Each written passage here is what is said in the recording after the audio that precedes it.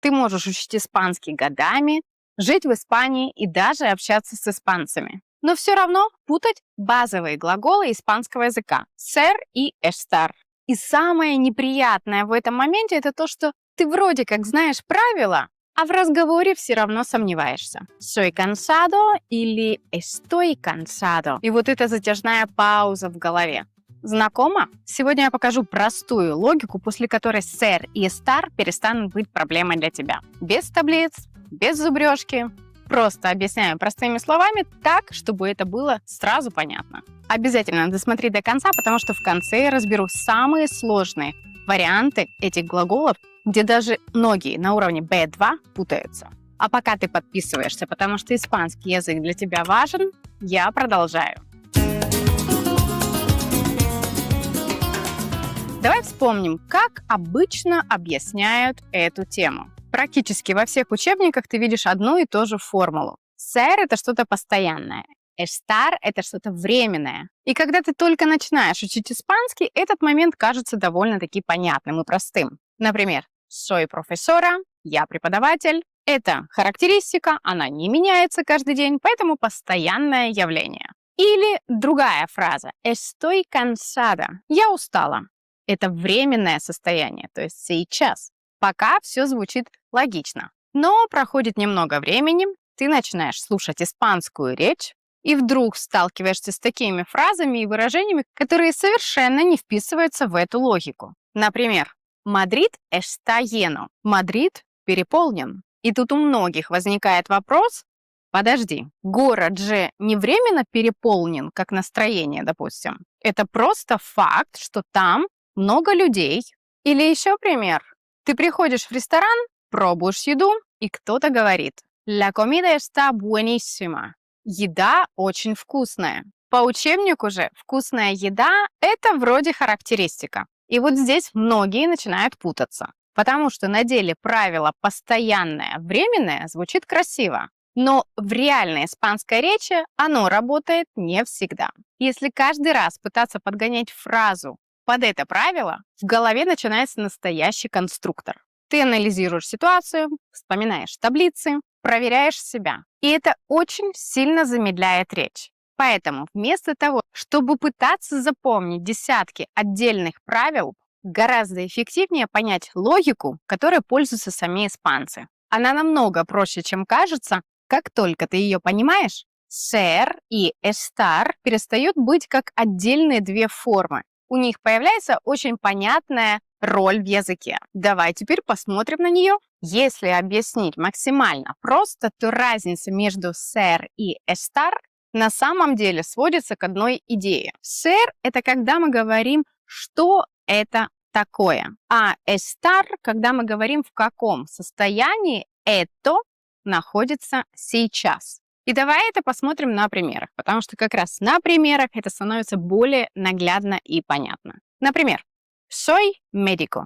Я врач. Это ответ на вопрос «Кто я?». Что это за человек? Это часть моей идентичности. Поэтому здесь используется ser.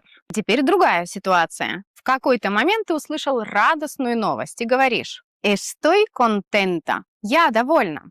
То есть это уже не характеристика человека. Это его состояние в данный момент. Сегодня я довольна, а завтра, возможно, уже и нет. Поэтому здесь используется estar. Теперь давай посмотрим на другой пример. Представь, что ты говоришь о человеке «Ella es guapa». Она красивая. Это описание человека. Но если ты говоришь «Ella está guapa», «Ой», здесь появляется совсем другой смысл. Это не про ее внешность вообще, это про то, как она выглядит сегодня. Например, новая прическа, красивое платье, либо девушка, которой сделали профессиональный макияж. То есть мы описываем состояние и впечатление в моменте. Поэтому здесь нужно использовать estar. И вот еще один пример, который очень хорошо показывает именно эту разницу. La sopa es fría. Это означает, что суп холодный по своей природе. Например, это холодный суп, как суп гаспачо. Но если ты говоришь «la sopa está fría», то есть суп холодный сейчас. 5 минут назад он был, может быть, горячий, но сейчас этот суп уже остыл. И здесь снова используется estar. Почему? Потому что речь идет о состоянии. Вот именно почему правила из учебников кажутся порой странными и неприменимыми. Дело не в постоянном и временном. Дело в том, что говорим ли мы о сути вещи, либо о ее состоянии сейчас. Давайте теперь посмотрим, в каких ситуациях испанцы используют чаще всего глагол ser. Есть несколько очень типичных случаев, которые ты будешь слышать постоянно. Первый. Когда человек говорит о профессии. Например, es arquitecto. Он архитектор.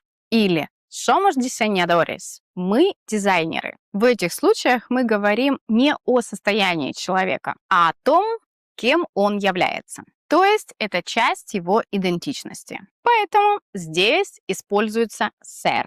Вторая очень частая ситуация, когда говорят о происхождении. Например, ella es de Valencia. Она из Валенсии. Или el vino es de La Rioja.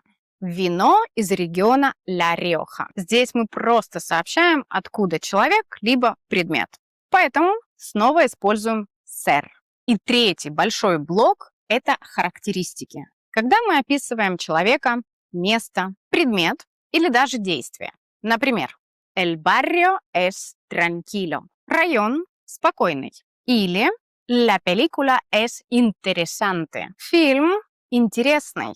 Здесь мы говорим, какая это вещь. Или какое-то место. Поэтому здесь используется именно ser. А теперь давай посмотрим на ситуации, где чаще всего используется estar. Во-первых, это состояние. Например, estoy agotado. Я вымотан. Или el café está frío. Кофе холодный. В этих ситуациях мы говорим о состоянии именно в данный момент, которое может измениться. Поэтому используется estar. Вторая очень частая ситуация. Это именно когда мы говорим про эмоции, либо описываем наше настроение. Например, estoy de buen humor. Я в хорошем настроении. Или estamos nerviosos. Мы волнуемся. Это тоже состояние, которое может меняться в течение дня. Поэтому здесь используется estar. И третья ситуация, в которой мы практически всегда используем глагол estar. Это местоположение. Когда мы говорим, где находится человек, либо какой-то предмет, либо локация. Например, el museo está en el centro. Музей находится в центре. Или mis amigos están en el bar. Мои друзья в баре. Когда речь идет о месте, испанцы почти всегда используют estar.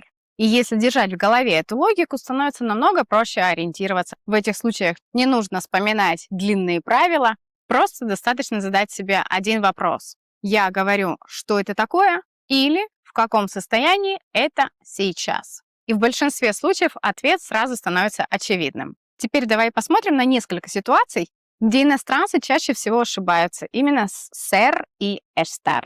И самое интересное, что ошибка иногда не просто звучит странно, она полностью меняет смысл фразы. Первая, очень типичная ситуация. Представь, что ты хочешь сказать, что тебе скучно. По-испански это будет estoy aburrido. Не скучно. Но если случайно сказать soy aburrido, это уже означает совсем другое. Это означает «я скучный человек», то есть по жизни. То есть не мне скучно, а со мной скучно людям. И согласитесь, это уже довольно большая разница. Поэтому здесь очень важно понимать, когда речь идет о состоянии, используется estar. Вторая ситуация, которая очень часто сбивает иностранцев, когда говорят о еде. Например, la comida está buena. Еда вкусная. Но если сказать la comida es buena, это звучит немного иначе. Это уже не столько про вкус, сколько про качество еды вообще. То есть одна хорошая, качественная, полезная. А когда испанец говорит está buena, он чаще всего имеет в виду именно вкус сейчас. То есть это впечатление в моменте. И третья ситуация очень интересная. Это слово rico. Ты можешь услышать две фразы. El café está rico. Кофе вкусный. Но если сказать él es rico, это уже означает он богатый. То есть одно и то же слово может полностью менять свой смысл если использовать разные глаголы. Именно поэтому ser и estar иногда кажутся такими запутанными или сложными. Но если помнить главную идею, говорим ли мы о характеристике вещи или о состоянии в моменте, все становится гораздо понятнее. Теперь давай все это соберем в одну простую идею. Если объяснять максимально коротко, разница между ser и estar сводится к одному простому вопросу. Мы говорим, что это такое или в каком состоянии это сейчас. Когда мы описываем, что это за человек, место либо вещь, испанцы используют ser. Например, mi hermano es médico. Мой брат – врач. Или Мадрид es una ciudad enorme. Мадрид – огромный город. Мы просто говорим о том, что это такое. Но если речь идет о состоянии или о ситуации в моменте, испанцы используют estar. Например, Мадрид está lleno de gente. Мадрид переполнен людьми. Или estoy agotado hoy. Я сегодня вымотан. Это не характеристика навсегда, это состояние сейчас. Теперь давай проверим, как это работает. Попробуй ответить на несколько вопросов. При этом твоя задача не думать слишком долго. Просто попробуй ориентироваться в моменте и почувствовать испанскую логику. Первый пример. Мадрид. Muy bonito. Здесь мы используем ser или estar. Помни, что здесь мы говорим о городе в целом, о том, какой он. Поэтому правильный вариант – Мадрид es muy bonito. Второй пример. Hoy я feliz. Здесь речь идет о моем состоянии сегодня. Поэтому будет hoy estoy feliz. И третий пример. Mi hermano – director de cine. Помни, что здесь мы говорим о профессии человека. Это его характеристика. Поэтому правильный ответ – Mi hermano es director de cine. А теперь давай попробуем два примера, но посложнее. Обычно именно на них люди начинают сомневаться. Давай посмотрим, как это у тебя получится. Первый пример. El café muy bueno. Ser или estar? Правильный ответ – здесь возможны оба варианта, но при этом смысл будет совершенно разный. Но если сказать el café está muy bueno, мы говорим о его вкусе именно сейчас. Например, кофе сегодня особенно вкусный. Испанцы в разговоре чаще всего скажут está muy bueno. Теперь второй пример, он еще интереснее. Tienda abierta. Ser или estar.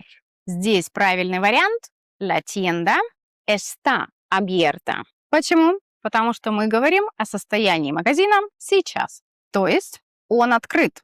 Но если бы мы говорили о характеристике, например, la tienda es nueva, тогда использовался бы ser. Теперь попробуй написать в комментариях, какой пример был для тебя самым очевидным, а над каким пришлось подумать. Мне очень интересно посмотреть на ваши варианты ответов. Это, кстати, лучший способ проверить, действительно ли логика ser и estar стала для вас понятнее. И если кто-то из вас все равно допустил ошибку, тоже не стесняйтесь писать. При этом напишите ваш ход мыслей, а я постараюсь дать вам обратную связь. Если ты живешь в Испании или просто хочешь научиться говорить по-испански уверенно, я помогаю людям разобраться в языке без зубрежки. У меня есть индивидуальные занятия и групповые уроки, где мы разбираем реальный испанский, а не только правила из учебников.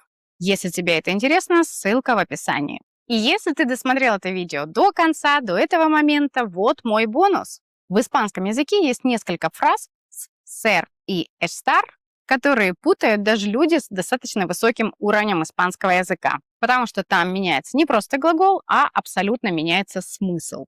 Давай посмотрим на 3 очень практичных и реальных примера из жизни. Listo. Представь, что ты говоришь про человека. Él es listo. Это значит, он умный, сообразительный. Иногда также мы это используем в негативном ключе. Но сейчас не об этом. Если сказать él está listo, смысл уже другой. Это означает «он готов». Например, estoy listo para salir. Я готов выходить. Одно слово, но смысл полностью меняется из-за глагола. Abierto. Теперь другой пример. La tienda está abierta. Магазин Открыт. Это состояние сейчас. Но если сказать «es una tienda muy abierta», это уже будет означать совсем другое.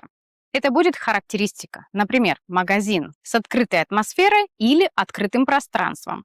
Поэтому здесь опять работает логика.